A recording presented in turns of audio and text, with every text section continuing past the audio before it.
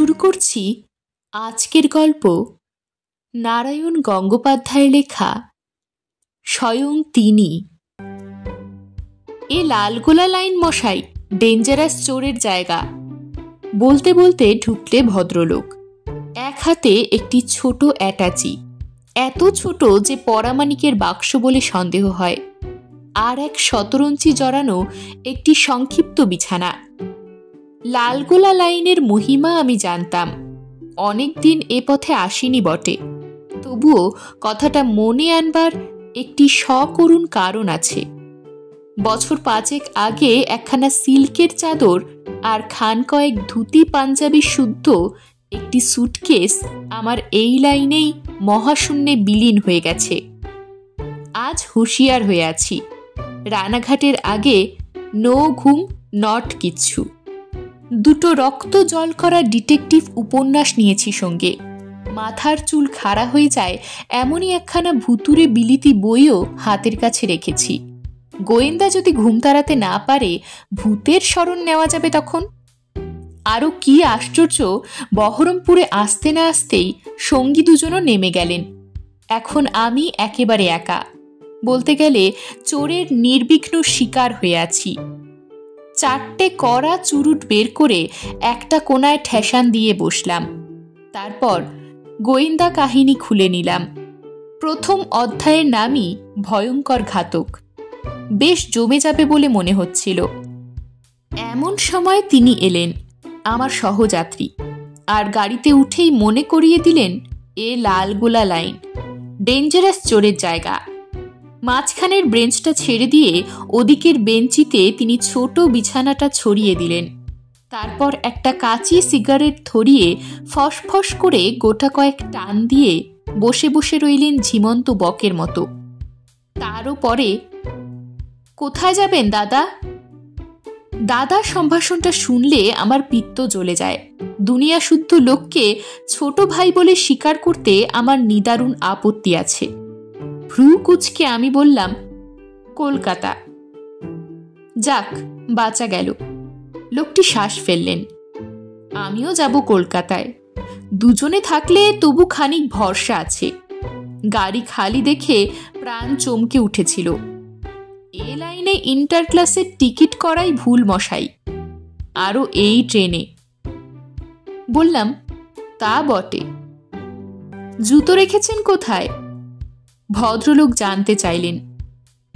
নিচে, পায়ের কাছেই। ওটি করবেন না দাদা, বালিশের তলায় রাখুন, স্রেফ নিশ্চিন্তি। বলেন কি? পুরনো জুতো, তাও চুরি হবে নাকি? পুরনো জুতো কি বলছেন? ভাঙা খরম রেখে দিয়ে দেখুন না, তাও লোপাট হয়ে যাবে। এ লাইনে চোরের ওই একটি গুণ আছে মশাই, কিছুতে অরুচি নেই।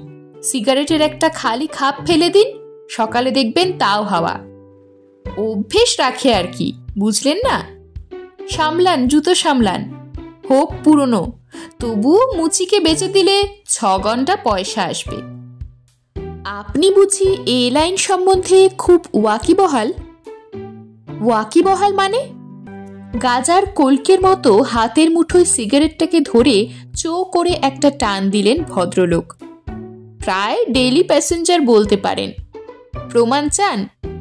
এই দেখুন। বলতে বলতে রোগা একখানা পা শটান আমার দিকে বাড়িয়ে দিলেন। পা দেখে ডেইলি প্যাসেঞ্জার চেনা যায়, এ থিওরিটা জানা ছিল না। বোকা হয়ে বললাম, কি দেখব?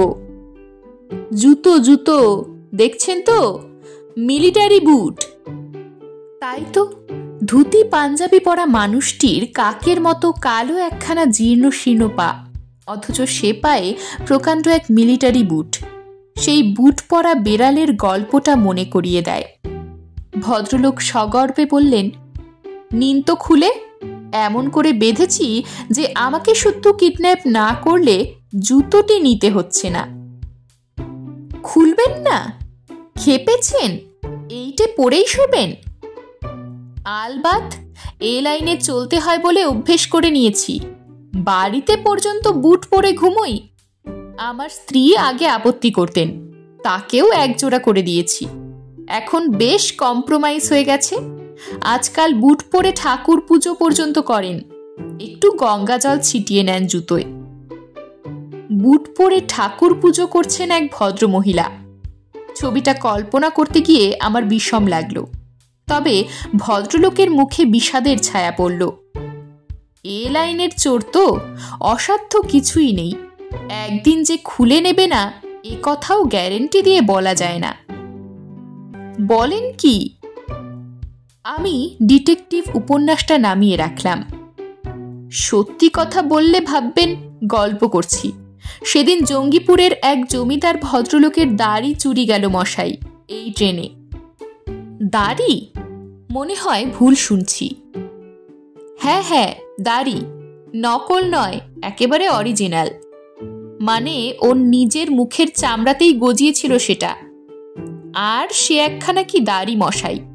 আজকাল থুতনির নিচে যে ছাগল ব্র্যান্ড দেখা যায় তা নয়, মানে খাঁটি ঘি দুধ খাওয়া দাড়ি, দালদা ফালদার কোনো কারবার নেই। প্রায় হাতখানেক লম্বা আর তেমনই ঘন। লোহার চিরুনি দিয়ে আঁচড়াতে হয়। সেলুলয়েডের দাঁত তাতে দন্তস্ফুট করতে পারে না। সেই দাড়ি নিয়ে গেল। কি করে? কামিয়ে। সকালে উঠে ভদ্রলোক দেখলেন মুখ একেবারে পরিষ্কার। কোনো দাড়ি সেখানে কখনো গজিয়েছিল বলেই মনে হয় না। কিন্তু দাড়ি নিয়ে কি করবে? বলেন কি? ভদ্রলোক বিস্মিত হলেন। থিয়েটারওয়ালারা তো লুফে নেবে। একটা হিস্টোরিক্যাল মুঘল স্টোরির আগাগোড়া মেকআপ হয়ে যাবে এই একখানা দাড়িতে। এবারে আমি হেসে ফেললাম। বিশ্বাস করছেন না? সহযাত্রী উত্তেজিত হয়ে আর একটা কাঁচি সিগারেট বের করলেন। আর্ট মশাই, সবটাই আর্ট। এরই নাম হাতের গুণ। পিসি সরকারের ম্যাজিক দেখেছেন? এও তাই। ভদ্রলোক হঠাৎ উঠে পড়লেন। দাঁড়ান, দরজা জানালাগুলো লক করি। সে কি করে হয়? রিজার্ভ গাড়ি তো নয়। পথে অন্য প্যাসেঞ্জার এসে ধাক্কাধাক্কি করবে। করুক না, করে করে হয়রান হয়ে অন্য গাড়িতে গিয়ে উঠবে। জায়গার তো অভাব নেই। খুব মন দিয়ে দরজা জানলাগুলো বন্ধ করতে লেগে গেলেন। ওর বুট পরা পায়ের দিকে তাকিয়ে তাকিয়ে আমার রোমাঞ্চ হতে লাগলো। ফিরে এসে বসলেন নিজের বেঞ্চিতে, হাসলেন আত্মপ্রসাদের হাসি। এবার নিশ্চিন্তি, কি বলেন? আমি বললাম, যেরকম দুর্দান্ত চোরের গল্প বলছেন, কিছুতেই কি নিশ্চিন্ত হবার জো আছে? তা যা বলেছেন, এ লালগোলা লাইনের চোর। সিগারেটে একটা টান দিয়ে আবার ঝিমন্ত বকের মতো খানিকটা চিন্তা করলেন ভদ্রলোক। ভালো মনে করিয়ে দিয়েছেন। আবার উঠলেন। বাথরুমটা ম্যানেজ করা যাক। বাথরুম? ওটাই ওদের চলাচলের একটাই রাস্তা কিনা। দিব্যি তলাটি খুলে আসেন, তারপর সেই পথেই আবার অন্তর্ধান। দেখেছেন? পকেট থেকে জড়ানো সুতোর দড়ি বের করলেন খানিকটা। ওটা আবার কি? আমেরিকান কর্ড, ডিসপোজালের জিনিস। হাতি পর্যন্ত বাঁধা যায় মশাই। ওটা দিয়ে কি করবেন? মেঝের বেঞ্চির সঙ্গে আর ওর লকের সঙ্গে বেঁধে রাখবো। যদি কখনো যেতে চান ফাঁসটা খুলে চলে যাবেন, কিন্তু ওর ভেতর থেকে কেউ যদি হাজার টানাটানিও করে তাহলে খুলতে হচ্ছে না তাকে। স্যান্ডো কিংবা ভীম ভবানী হলেও না। এবার আমি দস্তুর মতো মুগ্ধ হয়ে গেলাম। সব রকম ব্যবস্থাই তো আপনার সঙ্গে দেখছি। কি করব বলুন? লকের সঙ্গে আমেরিকান কর্ড বাঁধতে বাঁধতে বললেন, necessity is the mother of invention. জানেন তো, আজ আনতে ভুলে গেছি। আমার সঙ্গে ব্যাং বাজনা পর্যন্ত থাকে। ব্যাং বাজনা? সে আবার কি? দেখেননি? ওই যে মাটির খুঁড়ির উপরে পাতলা চামড়া দেওয়া, তার উপর দুটো কাঠি, দড়ি ধরে টানলেই প্যাং প্যাং করে বাজতে থাকে। মানে ছেলেপুলেরা রাস্তা দিয়ে টানে। বুঝেছি, কিন্তু কি হয় ও দিয়ে? বড় সুটকেস টুটকেস থাকলে, মানে যা মাথায় দিয়ে শোয়া যায় না, তার সঙ্গে বেঁধে রাখি। কেউ ধরে টান দিয়েছে কি ট্যাং ট্যাং করে সারা দিয়ে উঠবে। একবার চিংড়ি মাছ দিয়ে ঘন্ট খাবো বলে দেশ থেকে এক মস্ত লাউ নিয়ে যাচ্ছিলাম কলকাতায়। মাঝরাতে সেই লাউ ধরে চোরে টান দিয়েছে। ভাগ্যিস ব্যাং বাজনা বাঁধা ছিল, ব্যাস টের পেলাম সঙ্গে সঙ্গে। আর চোরও তেমনি, যেন ইনভিজিবল ম্যান, সঙ্গে সঙ্গে গন উইথ দি উইন্ডো। দড়ি বাঁধা শেষ হলো। ফিরে এসে নিজের বিছানায় গা এলিয়ে দিলেন ভদ্রলোক, সেই বুট শুদ্ধই। শোবেন না?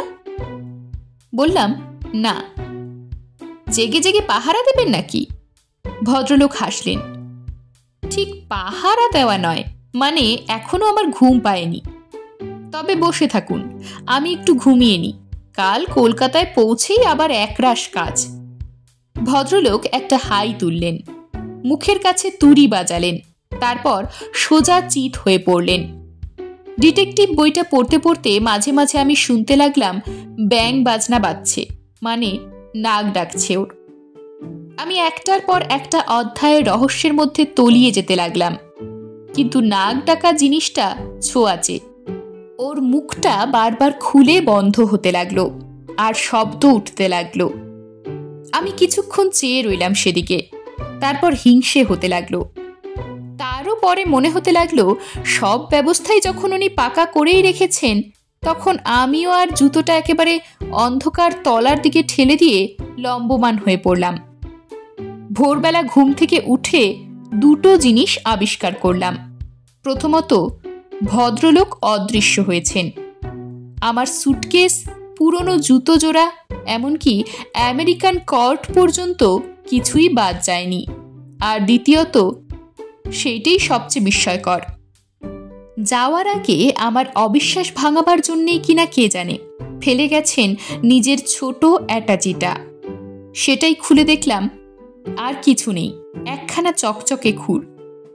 এখন আর আমার বিশ্বাস করতে বাধা নেই এই খুরেই জঙ্গিপুরের সেই ভদ্রলোকের দাড়ি নিশ্চিহ্ন আর নিরুদ্দেশ হয়েছে।